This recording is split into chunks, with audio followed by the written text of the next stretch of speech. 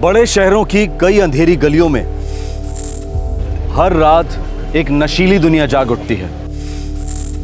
यहां बसते हैं समाज की हर क्लास को बिलोंग करने वाले युवा, जो सारे रिश्ते नाते तोड़कर आपस में नशे की डोर से बंधे होते हैं, शराब और ड्रग्स का नशा। सभ्य समाज इन्हें देखकर भी अनदेखा कर देता है। ज्यादा से ज्यादा हाउसिंग कॉलोनी की मीटिंग्स में थोड़ा सा विरोध, लेकिन इन्हें रोकने या सुधारने के लिए कोई ठोस कदम नहीं उठाए जाते। ये चुप्पी जुर्म को दस्तक देती है। इस चुप्पी के साथ साथ हम एक सच को भी नजरअंदाज करते हैं कि जुर्म पनप रहा है। ऐसा जुर्म जो इन नशे में अधमरे युवाओं की जिंदगी के साथ साथ राह चलते मासूमों की जिंदगी भी छीन सकता है।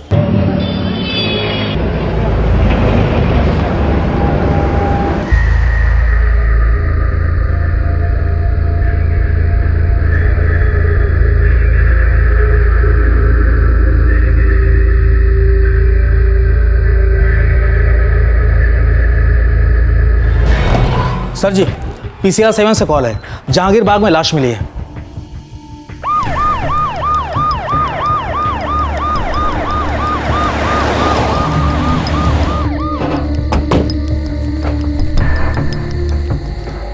तुम इधर देखो अजय, तुम उधर देखो, कुछ ना कुछ मिलना चाहिए।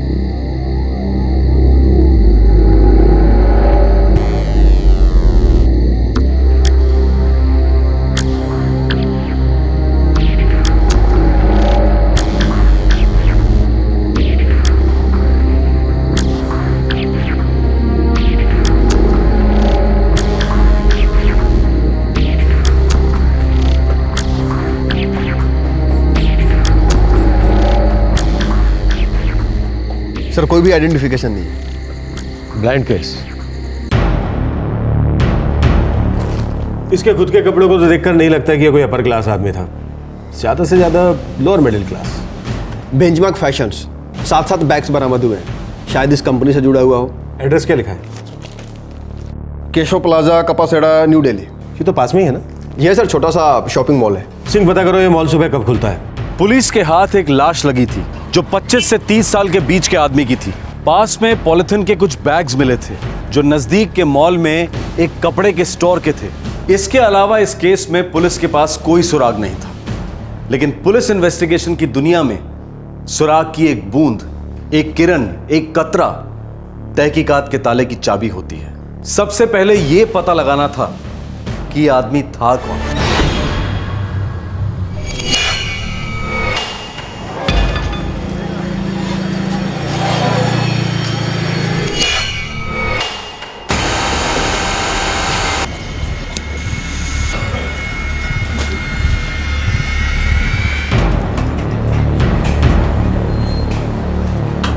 साहब, क्या बात है? हम एक मरे हुए आदमी की शिनाख्त कर रहे हैं। हमें लगता है वो आपके बेंचमार्क फैशन से जुड़ा हुआ है। हे भगवान, ये दिनू है, दिनेश। आपको हमारे साथ चलना होगा।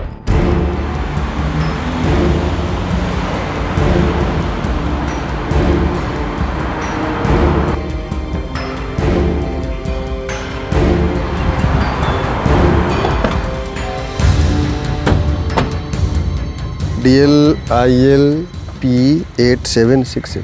नंबर तो सेम है सर जी। मतलब ये वही गाड़ी है जो दीनू चलाता था।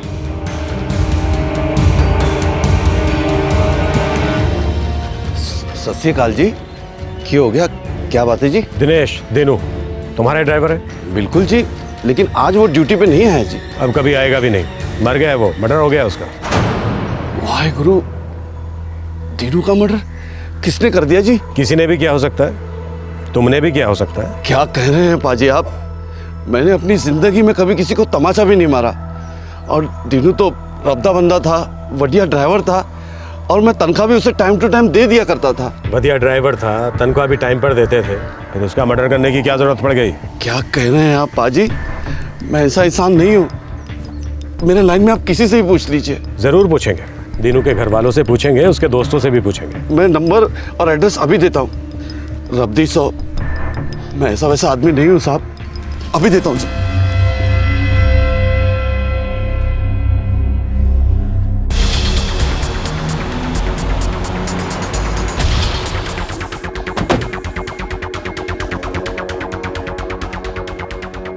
13/156 यहीं कहीं होगा सर।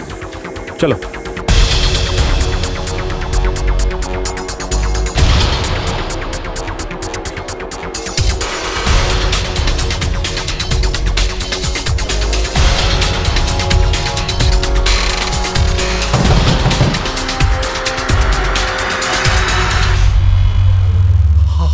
हमारा भतीजा दिनेश।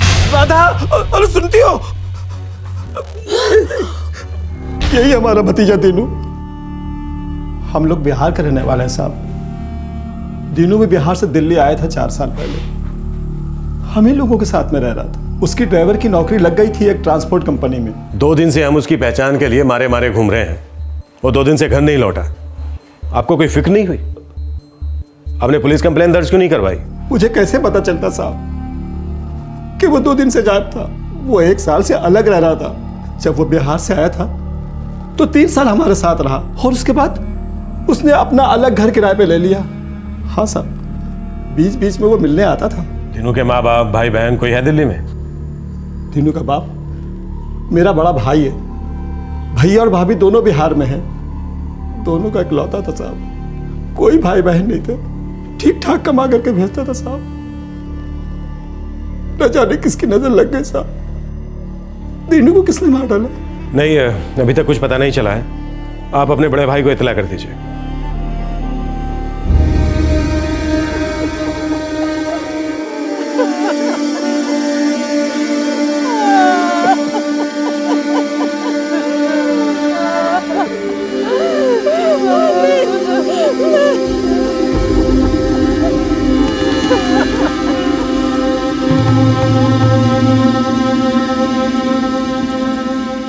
कत्ल के 2 दिन बाद लाश की शिनाख्त हुई। आदमी का नाम दिनेश था, ट्रांसपोर्ट ड्राइवर था, बिहार का रहने वाला था, अपने बूढ़े माँ बाप का इकलौता बेटा था।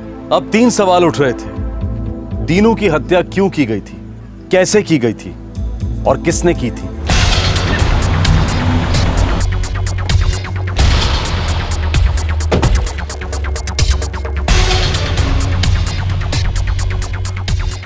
सर इस दीनू के घर पे तो ताला लगा हुआ है। अजय, ताला तोड़ दो। रामलाल, पता करो इसका मालिक कौन है। Yes sir.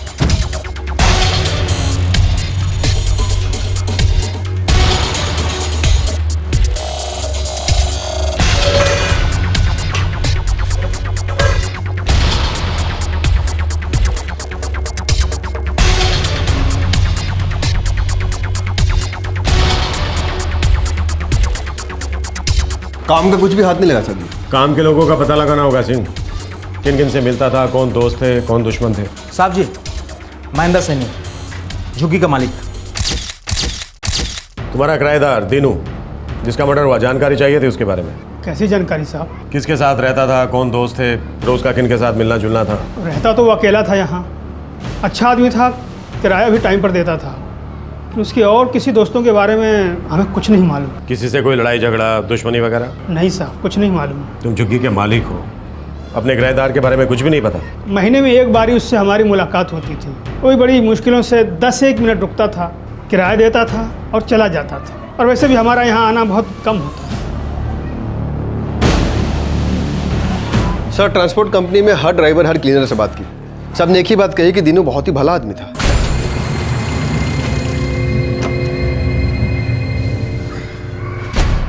मेहनती आदमी था, महीने के 7,000 कमाता था, बूढ़े माँ बाप को पैसे भेजता था।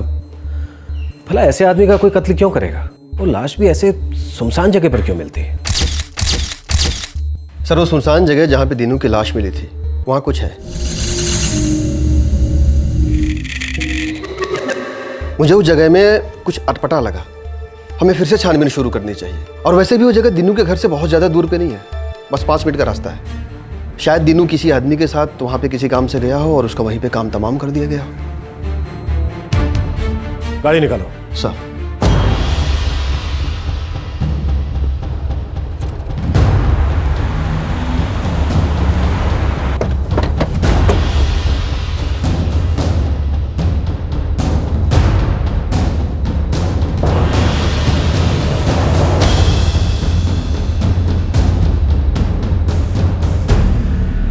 यहाँ तो कुछ भी नहीं है, बस आसपास कुछ बिल्डिंगें हैं, एक भी आदमी नजर नहीं आता। मर्डर के लिए करेक्ट जगह है। आप सही कह रहे हैं सर जी, लोग नजर नहीं आ रहे हैं, लेकिन लोग तो होंगे, कहीं ना कहीं होंगे, छिपे हुए होंगे।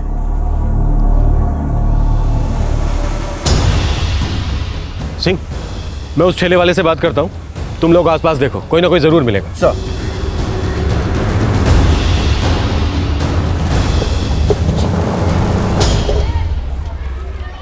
यहाँ रोज ठेला लगाते हो? रोजी रोटी है साहब, रोज नहीं लगाऊंगा तो खाऊंगा कैसे। कब से कब तक खड़े रहते हो यहाँ? सुबह 9:30 से रात को 9:30 तक। 2 दिन पहले वहाँ उस जगह पर एक लाश मिली थी। लाश के बारे में सुना था साहब, पर उसके बारे में कुछ पता नहीं साहब। और वैसे भी साहब मैं उस तरफ देखता ही नहीं हूँ। क्यों नहीं देखते? साहब एक तो वहाँ से कोई ग्राहक नहीं आता है, आज तक नहीं आया साहब। और दूसरा साहब वो गंजेड़ी लड़कों का अड्डा है वहाँ पर, उन लोगों का कोई भरोसा नहीं साहब। चरस गांजे के नशे में कुछ भी कर जाए वो। सर जी, आस पड़ोस में 2-4 लोगों से बातचीत की, ये जगह, ये गली काफ़ी सुनसान रहती है, बहुत कम लोगों का आना जाना होता है, ऊपर से कंस्ट्रक्शन चल रहा है। सबका यही कहना है कि रात को यहाँ चरसियों और शराबियों का अड्डा लगता है। रात 9:30 बजे के बाद इधर से कोई भी नहीं गुजरता, औरतें और बच्चे तो बिल्कुल भी नहीं। सिंह, इस जगह से दिनू की झुग्गी को जो गली जाती है वो दिखती है। दिनू ना तो शराबी था ना गंजाड़ी, हमें ऐसा लगा तो नहीं, किसी ने इस बात का जिक्र भी नहीं किया। अगर ऐसा होता तो उसके ड्राइविंग रिकॉर्ड में कहीं ना कहीं इस बात का जिक्र होता। सर हो सकता है दिनू रात को कहीं से लौट रहा था, इस जगह से गुजरा, अड्डा जमा हुआ था, किसी ने कुछ बोल दिया, बात बढ़ गई, क्योंकि ये गली सीधी दिनू के झुग्गी को जाती है। साहब एक बात याद आई साहब। क्या बात? साहब 3-4 दिन पहले मैंने देखा साहब, 2 गंजेड़ी लड़के हैं, उन्हें अच्छी तरह पहचानता हूँ मैं साहब, वहाँ बैठकर नशा कर रहे थे।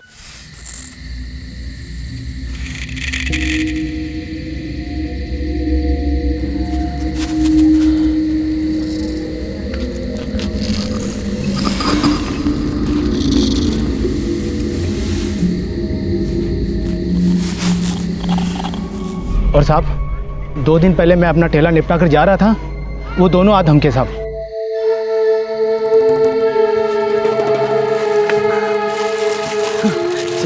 अरे भैया वजन तो कर लूं, कितना चाहिए आप लोगों को? ऐसे कैसे जा रहे हो, पैसा भी नहीं दे रहे हो। जितना खा सके उतना, और वो भी फोकट, पैसे नहीं है हमारे पास।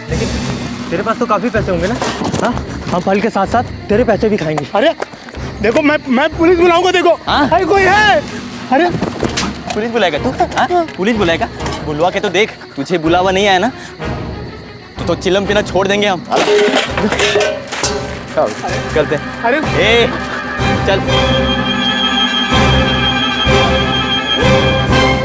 नई बात नहीं है साहब, आए दिन का सिर दर्द है। अब मैं करूं तो क्या करूं साहब, दिन भर मेरे अच्छे अच्छे ग्राहक आते हैं, और साहब यहाँ से कहीं और जाने का मन भी नहीं करता। तुम्हें हमारे साथ चलना पड़ेगा। काहे साहब? उन दोनों का हुलिया बताने के लिए। साहब यहीं बता देता हूँ, पुलिस स्टेशन काहे ले जा रहे हो हमें? घबरा मत, कुछ नहीं होगा।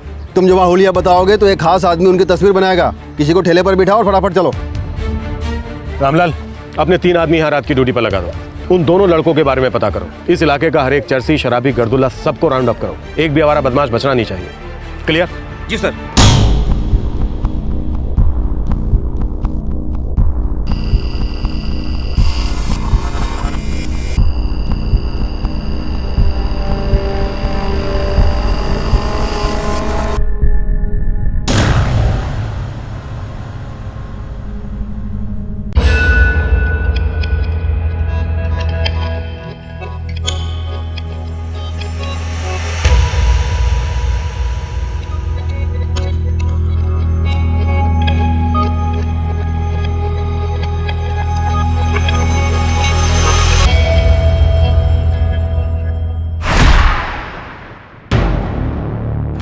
सर जी कुल मिलाकर के 7 नशा करने वाले हाथ लगे हैं, सबको लॉकअप में डाल दिया है। हो सकता है दोनों उन्हीं में से हो।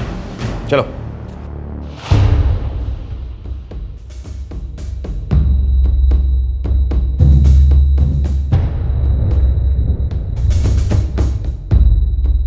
देखो, हो सकता है तुम सब के सब इस मर्डर में शामिल हो। क्या तुम में से कुछ एक लोग, या सिर्फ ये दोनों? जो भी है, तुम सबको इस मर्डर के बारे में मालूम जरूर होगा। अब तुम सब के सब कुछ सच सच बता दो, मेरा टाइम बर्बाद किए बिना, नहीं तो तुम्हारी इस बची हुई कुछ एक सड़ियल सी जिंदगी को बर्बाद करके रख दूंगा, समझे?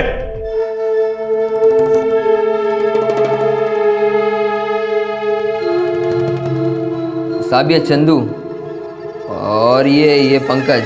कौन है दोनों?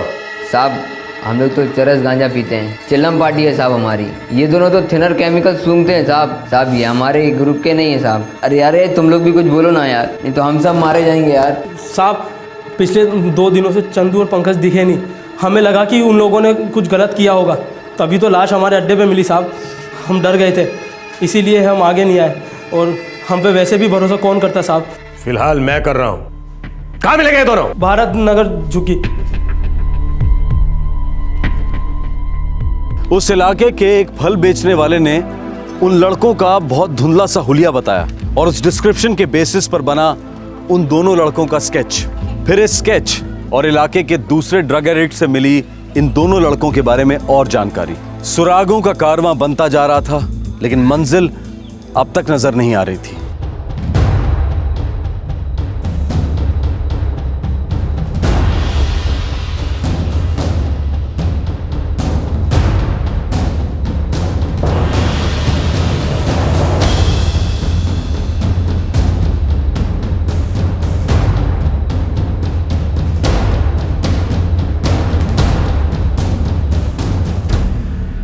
सर ये भारत नगर तो रायते की तरफ फैला हुआ है, कम से कम 1500 झुग्गियां होंगी। सर जी 1500 झुग्गियों में ढूंढना घास के ढेर में सुई को तलाशने के जैसा होगा। हम सुइयां ढूंढ रहे हैं, जहरीली सुइयां, नशे में चूर सुइयां।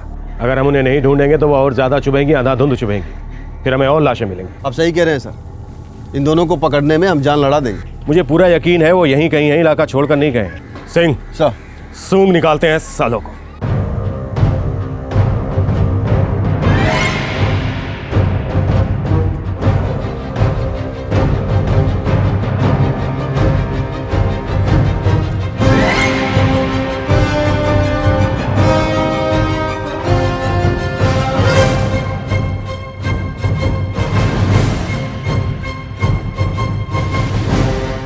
दिल्ली पुलिस ने एक दिलचस्प अभियान चलाया है, जिसमें पब्लिक जुर्म कम करने में पुलिस का सहयोग कर सकती है। स्कीम है be the I and year of the police. Police की आंखें और कान बनिए।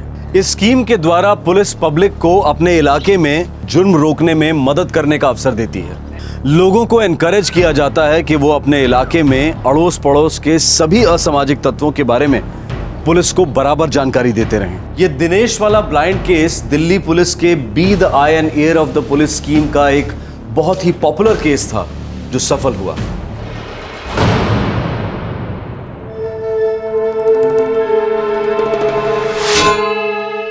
मेरा नाम रतन है साहब, मैं स्टेट एजेंट हूँ भारत नगर की झुग्गी में। और तुम्हें पता है कि ये दोनों हमें कहाँ मिलेंगे? बिल्कुल साहब, कल ही दोनों ने फ़ोन किया था मुझे, नई झुग्गी ढूंढ रहे। इस वक्त कहाँ रह रहे? 76 नंबर की झुग्गी में। मैंने ही दिलवाई थी साहब। कब दिलवाई थी? साल भर होने को आया। दरअसल आपकी लगवाई हुई तस्वीरें देखकर उस झुग्गी के मालिक का भी फ़ोन आया था मुझसे बोला ये दोनों उस झुग्गी से निकलने की सोच रहे हैं। वो निकलेंगे ज़रूर, लेकिन कहीं और नहीं जाएंगे, सीधे लॉकअप में आएंगे।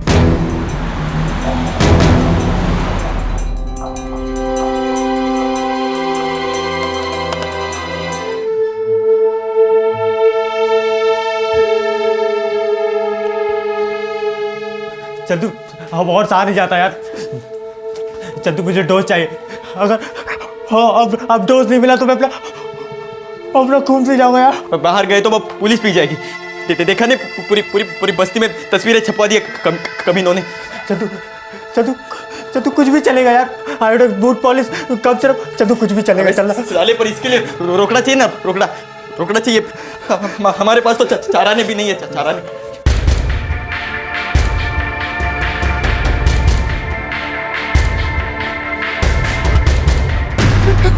चंदू चंदू चंदू मेरी जान जा रही है यार। चंदू चंदू तू रुक, मैं डोज खरीद के लाता हूँ। चंदू तू रुक। अबे बावले, सुना नहीं अभी क्या कहा मैंने? कुछ नहीं हमारे पास। कंगाल करके हम लोग कंगाल करके कहाँ जाएंगे? चंदू भाई किसी को पकड़ते यार, जो पहले मिला उसको। चंदू अगर डोज नहीं मिला ना तो मेरा सर फट जाएगा। चंदू मेरा सर सच में फट जाएगा यार।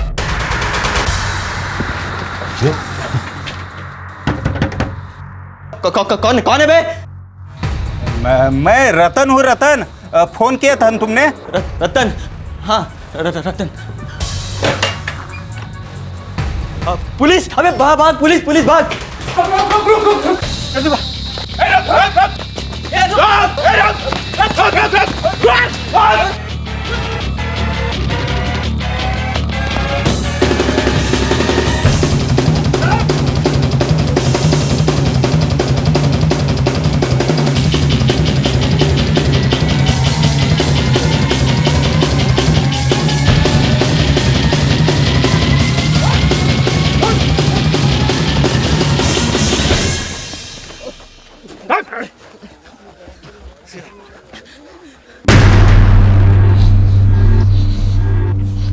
तुमने इसे मार डाला। दिनेश, दिनू, एक बार एक बोतल थिनर दिलवा दो ना साहब, सब बोल देंगे साहब, मेहरबानी करो ना साहब, एक बार दिलवा दो, अब रहा नहीं जाता साहब, एक बार। लत छिड़वा सकता हूं तुम दोनों की, रिहैब सेंटर भेजूंगा।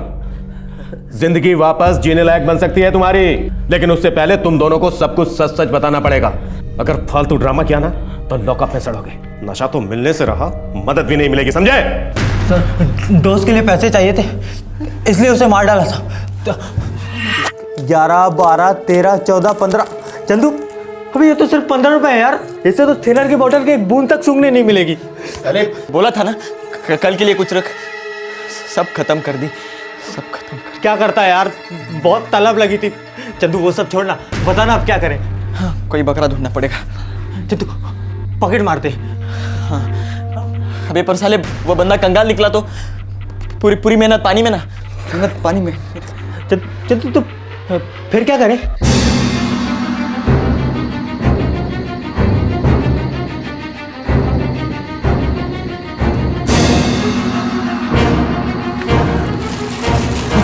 अरे यार, अरे भैया वजन तो कर लूँ, कितना चाहिए आप लोगों को? ऐसे कैसे जा रहे हो, पैसा भी नहीं दे रहे हो? जितना खा सके उतना, और वो भी फोकट। लेकिन तेरे पास तो काफी पैसे होंगे ना? हाँ, हम फल के साथ साथ तेरे पैसे भी खाएंगे। अरे देखो, मैं पुलिस बुलाऊंगा, देखो। अरे पुलिस बुलाएगा तू? हाँ? पुलिस बुलाएगा? बुलवा के तो देख, तुझे बुलावा नहीं आया ना तो चिलम पीना छोड़ देंगे हम।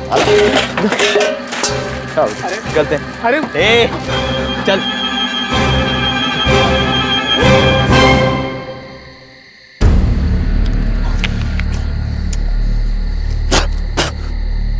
अगर ये सेब थोड़ा सड़े होते तो उसमें कुछ ना कुछ नशा होता, लेकिन बैंड दे टके सब के सब ताजे हैं।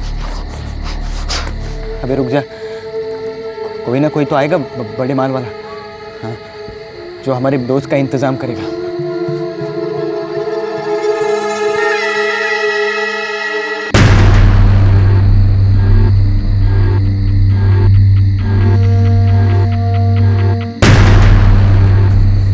देख, मैंने बोला था ना, उसके हाथ में देख, मोटा माल लगता है ना, तगड़ा माल। कहीं से खरीदी करके आ रहा होगा, पैसे तो ज़्यादा नहीं होंगे, माल बेचेंगे तो कुछ तो मिलेगा। चल घसीट।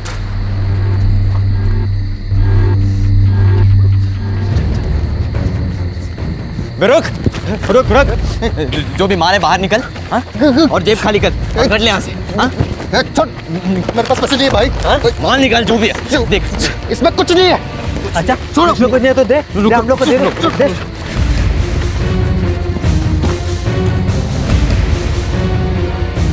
अबे इसमें तो कुछ नहीं है। हाँ? तू क्या कहा? ए देख, इसका जेब चेक कर, निकाल निकाल निकाल निकाल, कुछ तो होगा साले के पास। हाँ?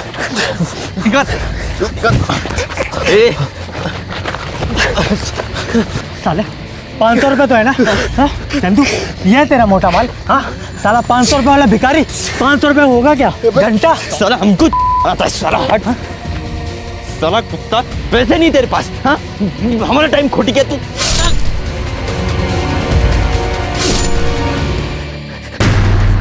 साला इसके भी पैसे मिलेंगे हमको। अबे इतने में तो सिर्फ आज का होगा, कल का क्या करेंगे? अबे कल का कल देख लेंगे, कोई मोटा माल वाला मिला तो ठीक, वरना किसी दूसरे बकरे का गला काट देंगे। चल चल अभी निकलते हैं, चल। सर वो 500 रुपए का पहले हमने थिनर खरीदा साहब, मुर्गा खाया और सारे पैसे एक ही रात में उड़ा दिए साहब। कल के लिए कुछ बचा ही नहीं। हमारी हालत बहुत खराब थी साहब, बहुत बहुत बहुत खराब थी, बहुत हालत। साहब अब अभी अभी तो हमने सब बता दिया ना साहब। तो एक बोतल थिनर दिलवा दो ना। नहीं तो एक ही बोतल थिनर दिलवा दो, हम आधा कर लेंगे साहब। एक बोतल थिनर पैर पड़ते हैं सर, आपके पैर पड़ते हैं साहब। एक बोतल दिलवा दो सर। रहम करो साहब। सर नहीं तो एक वो चूहे मारने की दवाई वो भी चलेगी साहब, वो भी चलेगी। इन दोनों के बदनसीब माँ बाप कोई रिश्तेदार होंगे, हाजिर करो उन्हें। साहब एक बार साहब एक बार थिनर साहब, थिनर चाहिए हमको। एक बार थिनर कहाँ से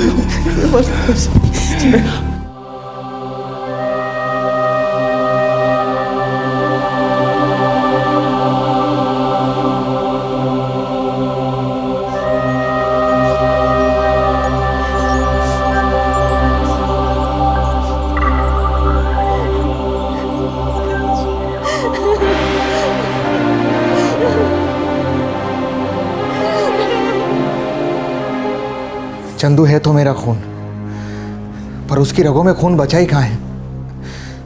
2 साल हो गए, आज देखिए उसकी मनुष्य शक्ल। मेरा बेटा पंकज बिल्कुल सीधा था।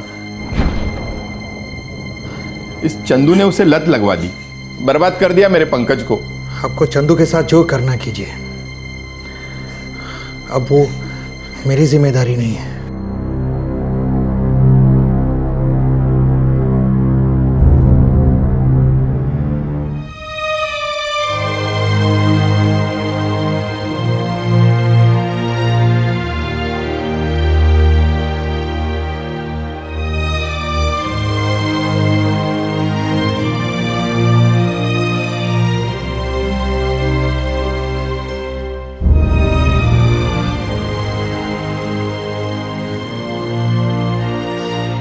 चंदू 9वीं कक्षा तक पढ़ा था और पंकज 8वीं तक। नशे की लत ने इन दोनों से सिर्फ स्कूल ही नहीं बल्कि जिंदगी ही छुड़वा दी थी। दूसरी तरफ दिनेश एक बहुत ही मेहनती और ईमानदार आदमी था जो बिहार छोड़कर दिल्ली आया था 2 पैसे कमाने के लिए, और वो सफलतापूर्वक अपने बूढ़े माँ बाप की देखभाल कर रहा था। चंदू पंकज का जोड़ा और दिनेश, इनकी कोई दुश्मनी नहीं थी। असली दुश्मन था नशा, जिसकी तलब ने इन 2 टीनेज लड़कों के अंदर की सारी इंसानियत को बाहर निकालकर फेंक दिया था। दिनेश के पास पैसे कम थे, इसीलिए गुस्से में उन्होंने बड़ी निर्दयता से दिनेश की हत्या कर दी। हिंदुस्तान के हर बड़े शहर की अंधेरी गलियों में बढ़ती तादाद में ड्रग्स का कैंसर फैलता जा रहा है। ड्रग्स के शिकार हुए कई नौजवान दरअसल असली शिकार हैं शहरी जीवन के, जिसकी कड़वी सच्चाई को वो झेल नहीं पाते। जब ड्रग्स की तलब लहू में चीखती है तो एडिक्ट के अंदर की सारी चेतना, सारी मानवता बहरी हो जाती है। एडिक्ट अपनी डोज के लिए कुछ भी कर सकता है, कुछ भी। ड्रग्स ले लेकर जो खुद किश्तों में अपनी हत्या कर रहे हैं, वो उन ड्रग्स के लिए राह चलते किसी मासूम का कत्ल बड़ी आसानी से कर सकते हैं। सरकार और समाज दोनों को मिलकर रिहैबिलिटेशन, रोजगार योजनाएं और काउंसलिंग जैसे हर संभव कदम उठाने चाहिए। क्राइम पेट्रोल ड्रग एडिक्ट्स और उनके माँ बाप से सहानुभूति रखता है, लेकिन खुलेआम घूम रहे ड्रग एडिक्ट्स एक गंभीर खतरे की दस्तक हैं कि राह पर चलने वाले मासूमों की जिंदगियां महफूज नहीं हैं। हमारा प्रशासन से अनुरोध है कि वो आम जनता के लिए सड़कों को सेफ बनाएं, खतरनाक ड्रग एडिक्ट्स को खुलेआम ना घूमने दें, उन्हें तुरंत रिहैबिलिटेशन में भेज दें। हमारे आज के एपिसोड की दूसरी कहानी।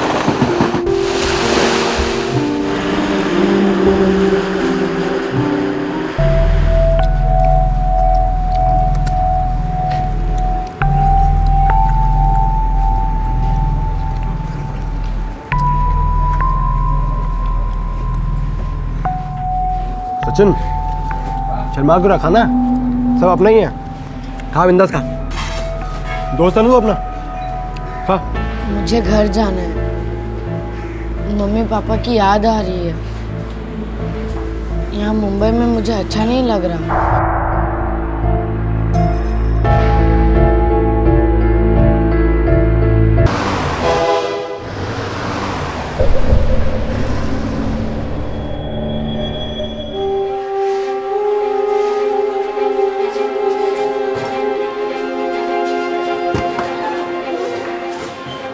इंस्पेक्टर साहब, मेरे बच्चे की कोई खबर? रमेश जी, आपके बच्चे की तस्वीर दिल्ली के हर पुलिस स्टेशन में भेज दी गई है। दिल्ली के सभी रेलवे स्टेशन और बस अड्डों पर उसके पोस्टर लगा दिए गए हैं। कोई ना कोई खबर तो जरूर है। 2 दिन हो गए इंस्पेक्टर साहब, हमारी हालत बहुत खराब है। मैं समझ सकता हूँ, आप थोड़ा हौसला रखिए। देखिए 1.5 करोड़ लोगों का शहर है हमारा, ऊपर से सचिन तो अभी बच्चा है, ढूंढने में समय तो जाएगा ही जाएगा। ज्यादा फिक्र इसीलिए हो रही है इंस्पेक्टर साहब कि वो बच्चा है, पता नहीं किस हाल में होगा, किसके साथ होगा।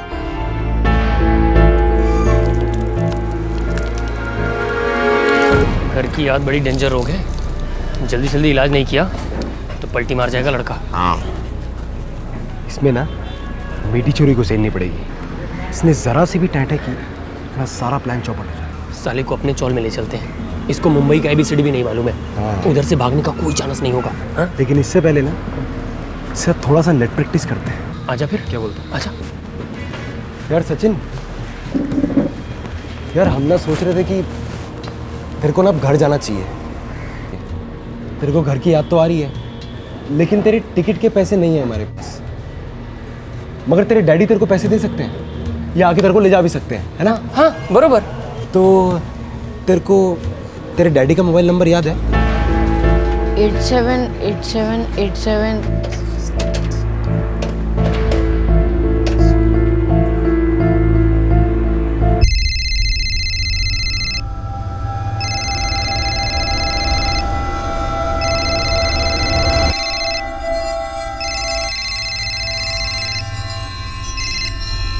हेलो रमेश सिंह। आप कौन? हमें मारी गोली, कल तक 10 लाख रुपए नहीं दोगे मैं तुम्हारे सचिन को ठोक दूंगा। क्या? 6 के 6 गोली उसके भेजे में डाल दूंगा। ऐसा मत बोलो। हाँ तो फिर जैसा बोलता हूँ वैसा करो। कल तक 10 लाख रुपए का इंतजाम करो और फिर शाम को फोन करके बताऊंगा पैसे कब देने और कैसे देने। मेरा बेटा है कहाँ? तुमसे 1400 किलोमीटर दूर मुंबई में। भगवान, मेरे बेटे से बात कराओ अभी के अभी। पहले रोकना दिखाओ, और अगर जरा सी शान पट्टी की ना तो सचिन की कनपट्टी पे धाएं धाएं धाएं, समझे? हाँ हेलो, हाँ हेलो।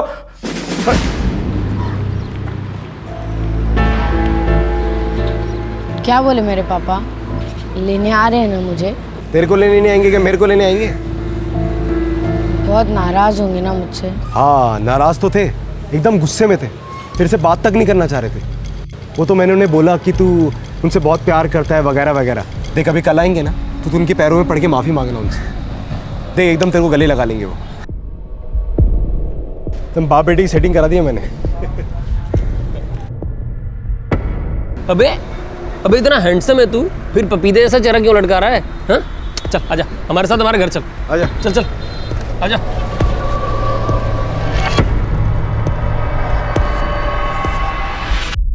दिल्ली का रहने वाला 15 साल का सचिन यह भी नहीं जानता था कि उसका अपहरण हुआ है। कुमार अवस्था के शुरू के सालों में बहुत कंफ्यूजन होता है, समझना मुश्किल होता है कि कौन आपका दोस्त है और कौन आपको नुकसान पहुंचा सकता है। लेकिन अक्सर उस उम्र में माता पिता के साथ एक अजीब सा कश्मकश वाला रिश्ता रहता है, क्योंकि उस उम्र में वो हाँ से ज्यादा ना कहते हैं। सचिन को अपने घर वालों की याद आ रही थी और उधर दिल्ली में उसके पिता सचिन के लिए जल बिन मछली की तरह तड़प रहे थे। तो फिर ऐसा क्या हुआ था बाप बेटे के बीच में जिसकी वजह से सचिन ने घर छोड़ा, दिल्ली छोड़ी और मुंबई पहुंच गया?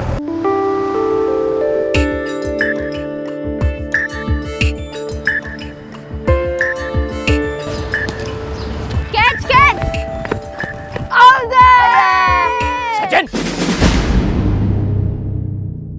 सचिन तू तो गया यार। सुना नहीं तूने? स्कूल की फीस पेड़ों पर उगती है, शर्म नहीं आती तुझे? पापा आज स्कूल में हाफ डे था, बंक नहीं मारा मैंने। थप्पड़ मारूंगा एक। टहलते टहलते नहीं आया मैं यहाँ पे, तेरे स्कूल से टीचर का फोन आया था मेरे पास। नालायक छूटा। 7 रिमार्क्स हैं तेरे इस कैलेंडर में और इन सब पर मेरे दस्तखत हैं, एक भी तूने मुझे दिखाया नहीं। क्यों? और ये लीव नोट जिसमें 2 दिन की छुट्टी मांगी गई है, इस पर भी मेरे दस्तखत हैं, जो नोट मैंने कभी लिखा ही नहीं। फोर्जरी। क्या सोचकर कर रहा है तू सचिन? अरे चुप क्यों है? मेरा पारा चढ़ रहा है सचिन। ऐसे ही चुप रहा तो मुंह तोड़ कर रख दूंगा तेरा। देखिए, मारिएगा नहीं इसे। क्यों नहीं मारूं? पहले से इसे मारा होता ना तो ये दिन देखना नसीब नहीं होता। क्रिमिनल कहीं का। बच्चा है जी, और बच्चे ही बदमाशी करते हैं। ये क्रिमिनल विमलन मत बोलिए मेरे बेटे को। अरे मेरे बोलने से कुछ नहीं होगा, और तुम्हारे इस अंधे लाड़ प्यार की वजह से भी कुछ नहीं होगा। अरे इसकी शक्ल पर लिखा है, इसकी फोर्जरी का सबूत है ये कैलेंडर। पापा पापा प्लीज आप शांति रखिए, मैं सचिन से बात करती हूँ, आप बैठ जाइए। पापा आप टेंशन मत लीजिए, खामखा आपका बीपी बढ़ जाएगा। आप खाना खाइए, आपको फैक्ट्री जाना होगा ना। निशा दीदी और मैं उसे समझा देंगे, अगली बार ऐसा कभी नहीं होगा। पापा को मैं तो दिखता ही नहीं हूँ, सिर्फ मेरी पढ़ाई दिखती है। स्कूल की पढ़ाई, ये क्लास वो क्लास, और उन सब के बाद दिन रात एक ही रात सचिन पढ़ने बैठो। सचिन अगले साल तुम्हारा 10th है ना? हाँ तो अगले साल है ना, अभी से टॉर्चर क्यों? ऊपर से क्रिमिनल कहते हैं मुझे। क्रिकेट खेलना क्राइम है, क्राइम है। सचिन क्रिकेट खेलना कोई क्राइम नहीं है, लेकिन खेल के टाइम खेलना चाहिए। ऐसे स्कूल बंक करके, तुम्हें पता है ना उस दिन पापा तुमसे कितने नाराज हुए थे।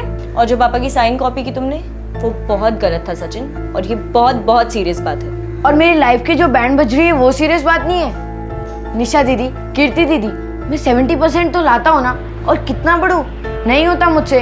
बोरियत होती है, दम घुटता है मेरा, घर में स्कूल में। ओए इतना ड्रामा करने की कोई जरूरत नहीं है, हमने भी स्कूल पास किया है, और ऐसे सैकड़ों बच्चे जिन्हें स्कूल जाना तक नसीब नहीं होता। हाँ बस ये एक बात कहकर चुप करा देते हैं, अपनी गलती तो कोई नहीं देखता।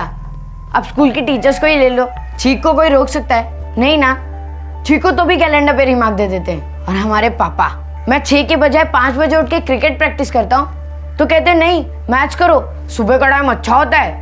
बच्चे जैसे कौन बिहेव कर रहा है? देखो सचिन, तुम जो कुछ भी कहो, गलती तो तुमसे हुई है ना?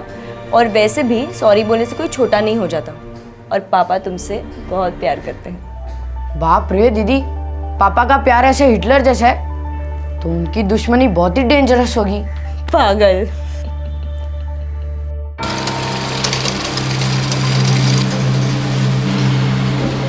टोटल 6 कंसाइनमेंट जा रहे हैं आज। पर ऑर्डर तो 8 का था मिश्रा जी। जी हाँ, लेकिन ये 2 आज नहीं जा रहे हैं। नहीं मिश्रा जी, ऐसा मत करिए। देखिए 2-2 बार ट्रांसपोर्ट का खर्चा कौन भरेगा? आप 8 कंसाइनमेंट एक साथ भेज दीजिए, आज जाएं कल जाएं, इससे कोई फर्क नहीं पड़ता। ठीक है, जैसे आप ठीक समझे। रमेश जी, एक बात पूछूं? पूछिए। कोई परेशानी तो नहीं है ना? आजकल के बढ़ते बच्चों को सही गलत का पाठ पढ़ाना कितना मुश्किल है। अपनी बात कैसे उनके सामने रखी जाए यही नहीं समझ पाता बस। ठीक है कि जमाना बदल गया है, मगर एक बात मैं आपसे पूछता हूं कि जो बातें सही थी, जो सही हैं, वो तो हमेशा सही रहने वाली है ना, और जो गलत थी वो हमेशा गलत ही रहेंगी। ऐसा आप और मैं सोचते हैं, लेकिन आजकल के बच्चों की जिंदगी रॉकेट की तरह उड़ गई है। अब मेरे पोते को ही ले लो, सिर्फ 9 साल का है, लेकिन झंडे गाड़ कर जिद किए बैठा है PSP चाहिए। वो क्या होता है? वैसे नाम के लिए वो एक जापानी खेल है, लेकिन मेरे हिसाब से वो एक डकैत है जो हमें लूट कर कंगाल कर जाएगा।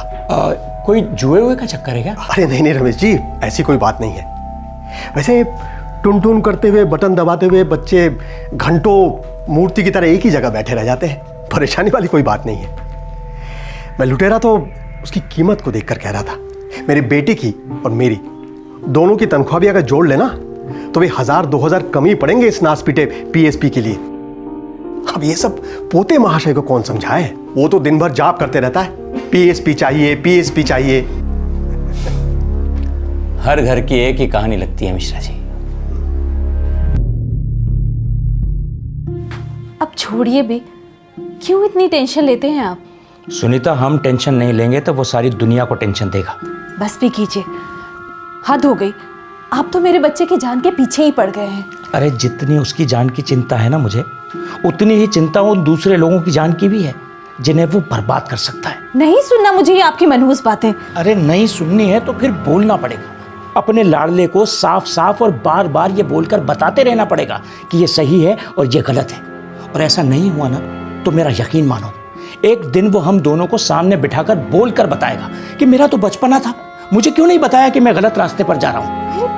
बच्चा है वो, और आपको एक हमारा सचिन ही गलत रास्ते पर जाता हुआ दिखाई देता है। मेरी एक बात याद रखना, हादसे सिर्फ दूसरों के साथ नहीं होते, हमें हरदम चौकन्ना रहना पड़ेगा।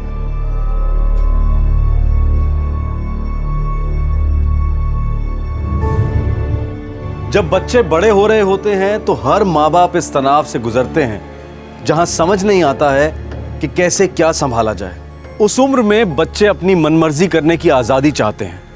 तन मन में हार्मोन्स का तूफान उमड़ रहा होता है जिसे माता पिता काबू में रखने की कोशिश करते हैं। और फिर स्कूल के अपने नियम होते हैं, अपना अनुशासन होता है। स्कूल हो या पेरेंट्स, बच्चों का बुरा कोई नहीं चाहता है, लेकिन दुर्भाग्यवश कुछ बच्चे दिल से घायल हो जाते हैं। अब दिल पर लगी इस चोट से कोई कैसे निपटे? देखिए, ये जो लाइन है ना, ये हमेशा सीधी आनी चाहिए, बिल्कुल टेढ़ी नहीं, समझा? हेलो हेलो मिस्टर सिंह, मैं आचार्य गोविंद पब्लिक स्कूल से मिसेस घोष बोल रही हूँ। मैं यहाँ की सुपरवाइजर हूँ और आपके बेटे के बारे में आपसे कुछ बात करना चाहती हूँ। Good morning ma'am. आज की मॉर्निंग बिल्कुल गुड नहीं है। आपके बेटे ने फॉर्जरी में ग्रेजुएशन कर लिया है। अब क्या कर दिया मेरे लड़के ने? अब वो दूसरे बच्चों के फादर की सिग्नेचर फोर्ज करने लग गया है। मैंने पहले भी कई बार आपको बताया था, लेकिन ना जाने क्यों आपने कुछ करने की कोशिश ही नहीं की। ये क्या कह रही हैं आप? मैं तो हर वक्त उसी के बारे में सोचता रहता हूँ। अब सोचने का वक्त निकल गया मिस्टर सिंह, अब कुछ करना पड़ेगा। आप एक काम कीजिए, कल 9:30 बजे सुबह स्कूल आ जाइए, कुछ फैसला लेते हैं।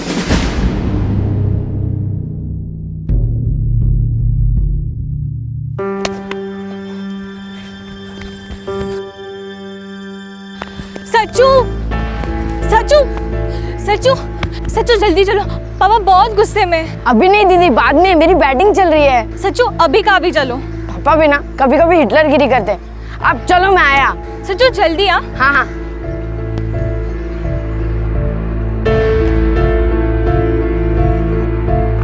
चलो। पापा गलती हो गई, फिर से ऐसा नहीं करूंगा, लेकिन प्लीज आप स्कूल मत आइए। हाथ नहीं उठा रहा हूं मैं, हमेशा की तरह तुम बीच में मत आया करो।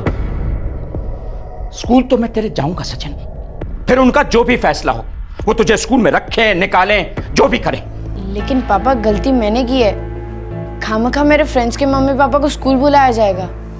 प्लीज पापा ऐसा मत कीजिए, मैं सुपरवाइजर के पैर पड़ूंगा, माफी मांगूंगा उनसे। अब माफी मांगेगा तू? इतना सब कुछ हो जाने के बाद? अरे तेरी उम्र में था ना जब मैं लिखने और पढ़ने के लिए तरस जाता था, मगर मेरे बाप की हैसियत ही नहीं थी कि वो मुझे आगे पढ़ा सके। मगर तुम तीनों की पढ़ाई के लिए मैं जान जला जला कर पैसे इकट्ठे कर रहा हूं। पूछो अपनी मां से, वो सब कुछ देना चाहता हूं जो मुझे जिंदगी में नहीं मिला, मगर तुझे कदर ही नहीं है किसी चीज की। गलत रास्ते पर जा रहा है वो अलग। अरे फाड़ में जाए तेरी पढ़ाई, पेट तो तू पाल ही लेगा ना। हमारे यहाँ वैसे भी जेल में 2 वक्त की रोटी तो मिलती ही है। ये क्या कह रहे हैं? चुप, एक शब्द भी नहीं बोलेगा कोई भी। मैं इसकी जिम्मेदारी से हाथ धोता हूं आज के आज। कल इसे स्कूल वाले निकालते हो निकाल दें, मैं चूं तक नहीं करूंगा।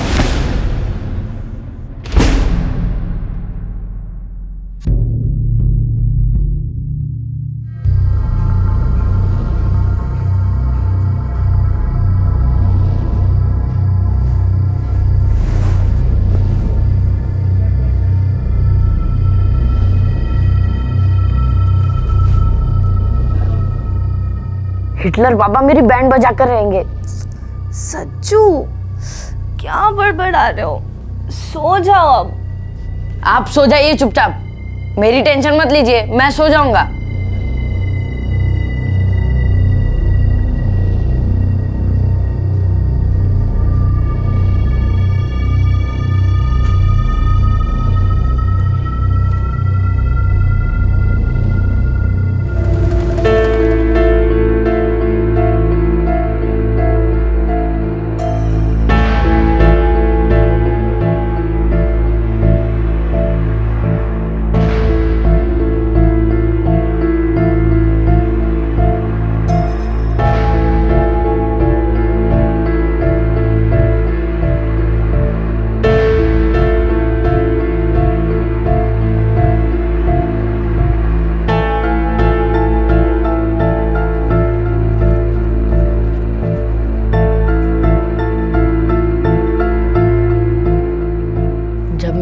नहीं, तब जाकर हिटलर पापा को पता चलेगा मुझे टेंशन देने का अंजाम क्या होता है। अब मैं खुद की लाइफ जीऊंगा।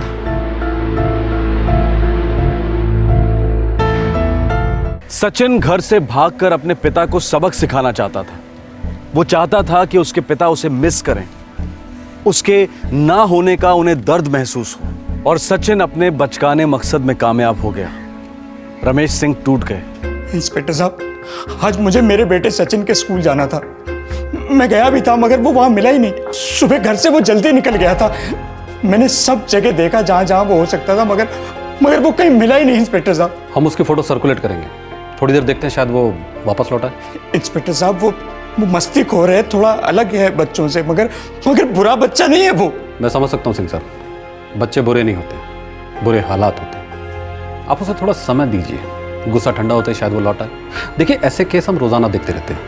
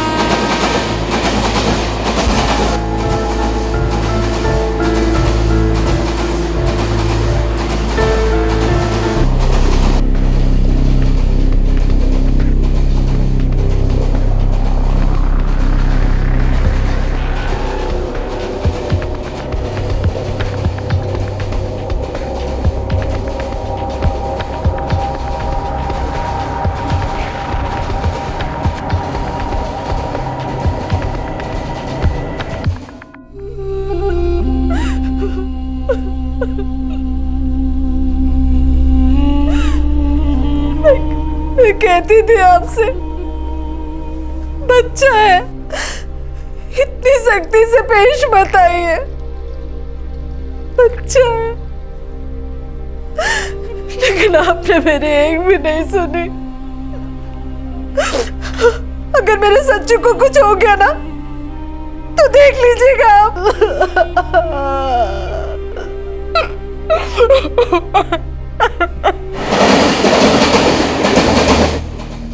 ओए, खाएगा? अबे ले ले ले ले, शर्माएगा बेटा, भूख डबल टेबल हो जाएगी। ले देख, ऐसे एकदम स्टाइल से उठा। बिंदास उठा, बिंदास उठा। Thank you. तो कहाँ जा रहा है? पता नहीं। मतलब घर से भागा? मुंबई चलेगा हीरो। चल साथ चल, एकदम मस्त जगह, एकदम आजाद पंछी, कोई माई का लाल है ही नहीं टोकने वाला। चलेगा? बोल। सचिन घर से भाग गया था। बिना सोचे समझे वो बस एक चलती ट्रेन में चढ़ गया, और तकदीर ने उसे इन दो लड़कों से मिलवा दिया, जिनके लिए सचिन किसी सोने की मुर्गी से कम नहीं था। 02228768765, ये तो मुंबई का नंबर है। कॉल ट्रेस करो। Right sir. अच्छा, कॉलर ने आपसे कुछ और कहा? यही कि सचिन उनके पास है और शाम को दोबारा फोन करेगा, ये बताने के लिए कि उसे पैसा कहाँ और कैसे चाहिए। 10 लाख। 10 लाख? हाँ इंस्पेक्टर साहब, मैं मानता हूँ कि मेरा कामकाज ठीक ठाक चल रहा है, पैसे हैं मेरे पास, मगर 10 लाख तो बिल्कुल नहीं है। पैसे देने की नौबत नहीं आएगी सिंह साहब, आप पहले थोड़ा शांत हो जाइए। हम पर यकीन रखिए, हम आपके बच्चे को लौटा कर ही रहेंगे। सर, फोन मुंबई के दहीसर इलाके से आया था, किसी ढाबे के पब्लिक बूथ का फोन है। अब जब वो शाम को कॉल करेगा तो हमें ढाबे का पता चल जाएगा और हम किडनैपर तक पहुंच जाएंगे।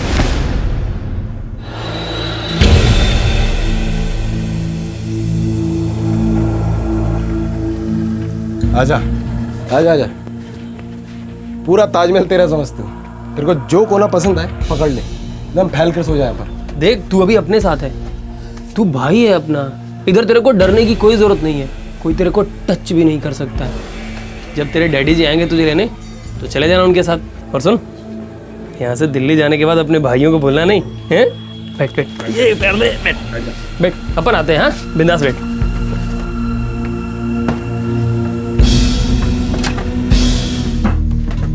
सुन, मैं अगला कॉल करने आ रहा हूँ तो उसके बकरे के पास बैठे रहे, घास खिलाओ उसे। और सुन, ज़्यादा मैं करे ना तो हलाल कर देना उसे। नीचे रखना। और सुन, तू जरा कहीं दूर जाके बात कर, समझा? मैं मालूम है मेरे को। चल चल चल। उसने कहा तो था कि वो शाम को फोन करेगा, पर अब तो 8 बज गए। सब्र रखिए सिंह साहब, आपका फोन टैप किया जा रहा है, हम उसे ट्रेस करके रहेंगे। हेलो, 10 लाख रेडी है? हाँ रेडी है। क्या बात है, सही है। तो कल मुंबई आना पैसे लेकर, और सुनो, उड़कर आना, बैलगाड़ी से मत आना। फिर 3:30 बजे तुमको फोन करके बताऊंगा कि पैसे कहाँ लेकर आने। ठीक है। और सुन, तू जरा सा भी लेट हुआ, मैं ये सोचूंगा कि तेरे को सचिन की बिल्कुल परवाह नहीं है। तेरे को परवाह नहीं होगी तो मेरे को कैसे परवाह होगी? मैं तो सीधा धाए धाए धाए खत्म। नहीं नहीं, मैं टाइम पर पैसे लेकर पहुंच जाऊंगा। हेलो, क्या हुआ? कैसा है मेरा सच्चू? अरे वो ठीक है, मुझे कल मुंबई जाना है पैसे लेकर, वो भी 3:30 बजे के पहले। तो आप जल्दी कीजिए, कैसे भी करके मेरे सचिन को बचा कर लाइए। सब्र रखो। सिंह साहब, इस बार एक अलग नंबर से फोन किया था, खेल खेल रहा है। अरे हम कौन सा खेल खेलेंगे ऑफिसर, मेरे पास तो 10 लाख नहीं है। हम ये खेल मुंबई शिफ्ट करेंगे सिंह साहब, हम सब मुंबई जाएंगे। लेकिन इंस्पेक्टर साहब, मैं पैसे लेकर बंबई नहीं पहुंचा तो वो मेरे बेटे को मार देंगे। हम सेफ खेलेंगे, आपके बेटे को कुछ होने नहीं देंगे, ये हमारा रोज का काम है, हम पर भरोसा रखिए।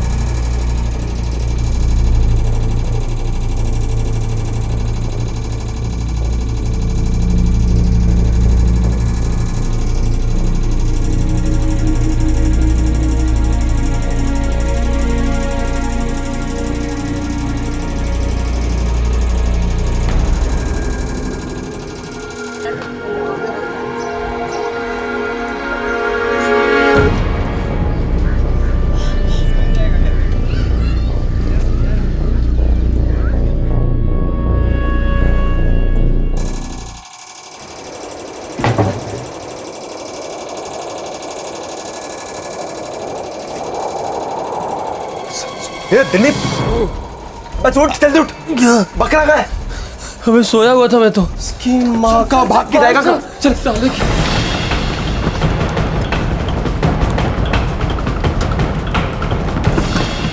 तू उधर देख, मैं उधर देख। जा जा, भाग के जा।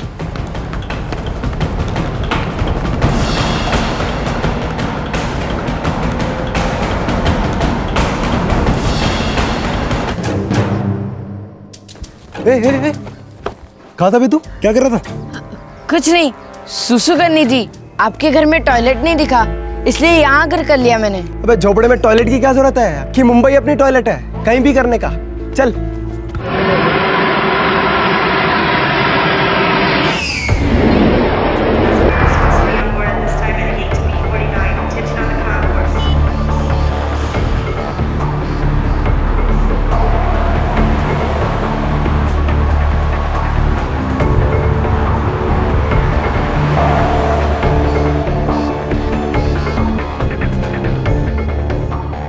सवा 3 बज गए, उसने कहा था 3:30 बजे तक फोन करेगा।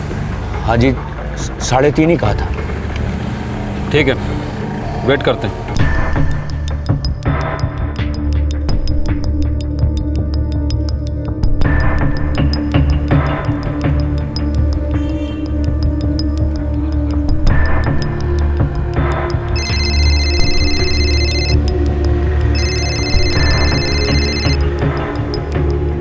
हेलो, रमेश सिंह, मुंबई लैंड हुए क्या? हाँ जी, मुंबई एयरपोर्ट पर ही हूँ, पैसे भी साथ लाया हूँ। बताओ कहाँ आना है? पैसे के साथ पुलिस भी लाए होगे?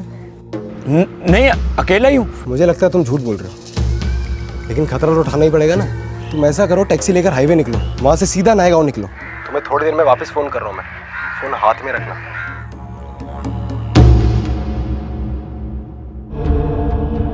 नायगांव की तरफ। सर, इस बार कॉल किसी मोबाइल से किया गया। नायगांव की तरफ लो। अच्छा शर्मा सर, मुंबई में क्राइम ब्रांच के यूनिट्स के पीआई वाक से बात करो, उनसे रिक्वेस्ट करो कि किडनैपर के फोन कॉल को ट्रेस करें। राइट सर, चलो। भगवान को मानता है तू? अभी मन ही मन भगवान से भीख मांग कि तेरा जो बाप है ना, वो पैसे के साथ पुलिस ना लेके आओ।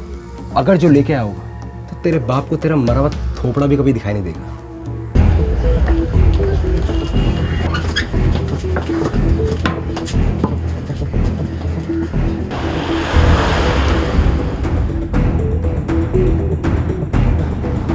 सिंह साहब, टेंशन नहीं, बच्चा मिल गया समझो।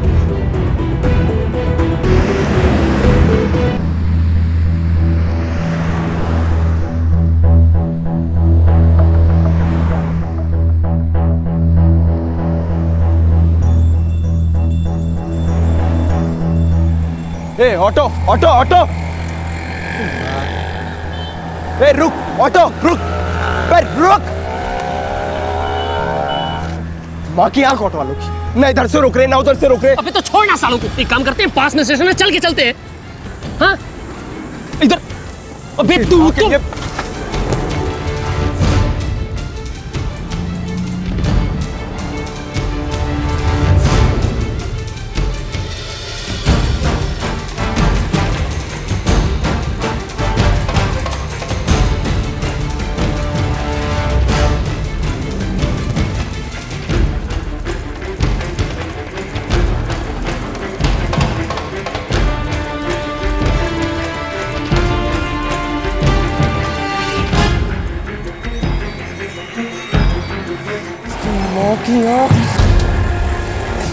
सॉलिड मिस्टेक हो गया। तुझे अकेला जाना चाहिए था पैसे लेने, और मुझे बकरे के पास रहना चाहिए था। अबे सोच के फायदा क्या है? तो बकरा निकल गया ना गोश्त मिली ना हड्डी मिली। कुछ नहीं बिगड़ा है। अभी सुन, एक काम कर, फटाफट मोबाइल का सिम निकाल के फेंक दे। जब तक सिम है समझ ले अपने बब्बू है। अबे हरी जल्दी कर, फटाफट निकाल सिम निकाल। चल निकल फटाफट कर।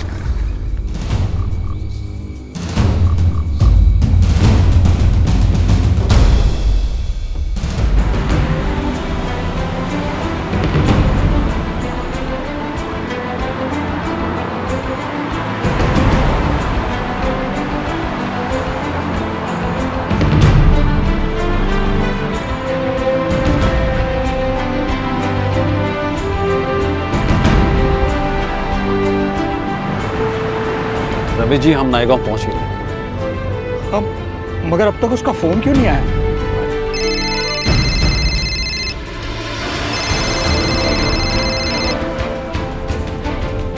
हेलो हेलो पापा, मैं सचिन बोल रहा हूँ। सचिन? सचिन कहाँ हो बेटा तुम? पापा प्लीज मुझे यहाँ से लेके जाइए पापा। हाँ बेटा, हम आ रहे हैं, पर तुम हो कहाँ? पापा मैं उन लड़कों को चकमा दे के भाग निकला हूँ। हाँ बेटा। हेलो सचिन बेटा, मैं पुलिस इंस्पेक्टर बोल रहा हूँ। मैं आपके पापा के साथ दिल्ली से आया हूँ। बेटा, आप बता सकते हैं इस वक्त एग्जैक्टली आप कहाँ हो? ये कौन सी जगह है अंकल? चारकोप कांदीवली।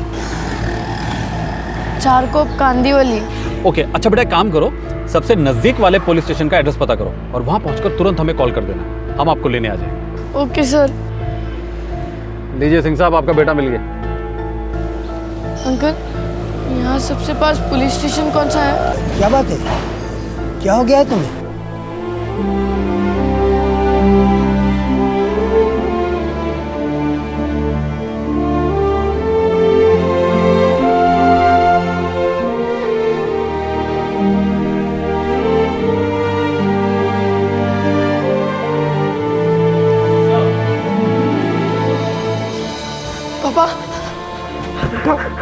पापा आई एम सॉरी पापा, मुझे माफ कर दीजिए पापा, आई एम सॉरी।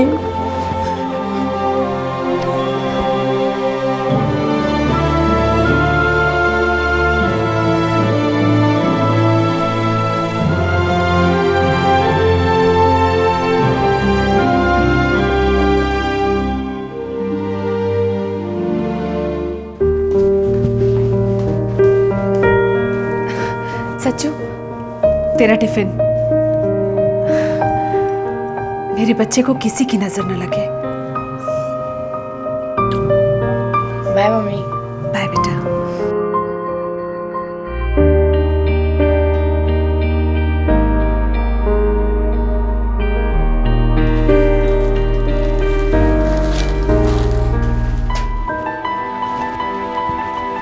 पापा आई प्रॉमिस आज के बाद ऐसा कुछ नहीं करूँगा जिससे आपको, मम्मी को, निशा दी और कीर्ति दीदी को कोई तकलीफ पहुँचे। बेटा, मैं ये नहीं कह रहा हूं कि तुम अपना बचपन खो दो, मस्ती ना करो। बस इतना याद रखो कि तुम्हारे भीतर एक आवाज है जो सही गलत को पहचानती है ना तुम्हारे भीतर? है पापा। तो बस उस आवाज की सुनो, तुम्हें जिंदगी में कभी कोई प्रॉब्लम नहीं होगी। मैं मानता हूं कि मैं थोड़ा सख्त हूं, मगर वो इसलिए कि मैं तुमसे बहुत बहुत प्यार करता हूं। देखो बेटा, अगर तुम्हें कुछ भी हो गया तो मैं बर्दाश्त नहीं कर पाऊंगा। तुमसे पहले ही मुझे कुछ हो जाएगा। नहीं पापा, ना मुझे कुछ होगा ना आपको। अच्छा पापा, मैं चलता हूँ, स्कूल के लिए लेट हो रहा हूँ।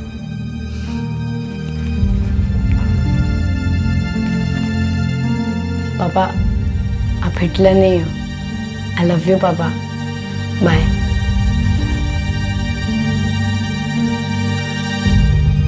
आई लव यू टू बेटे।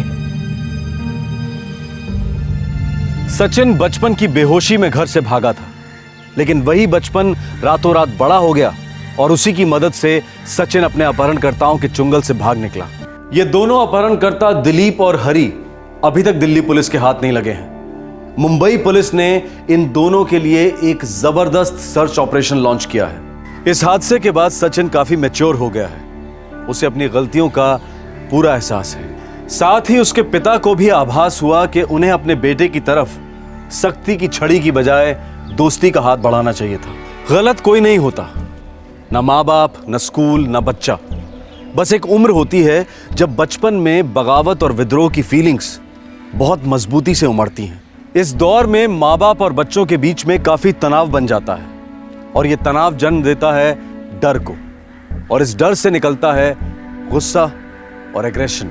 ये एक ऐसा दौर होता है जब फीलिंग्स को जाहिर करना बेहद जरूरी हो जाता है। दोनों पार्टीज को कुछ कॉम्प्रोमाइजेस करने पड़ते हैं, कुछ पाने के लिए कुछ त्यागना पड़ता है। टीनेजर्स को समझना होगा कि उनके माता पिता सिर्फ उनके लिए जीते मरते हैं, और माँ बाप को समझना होगा कि टीनेजर्स उनसे सिर्फ इसलिए गुस्सा होते हैं क्योंकि उनके पास कोई और आउटलेट नहीं है अपना गुस्सा दिखाने का। शायद उनका गुस्सा, उनकी बगावत एक दस्तक है कि उन्हें बड़ों की दुनिया को समझने के लिए मदद चाहिए।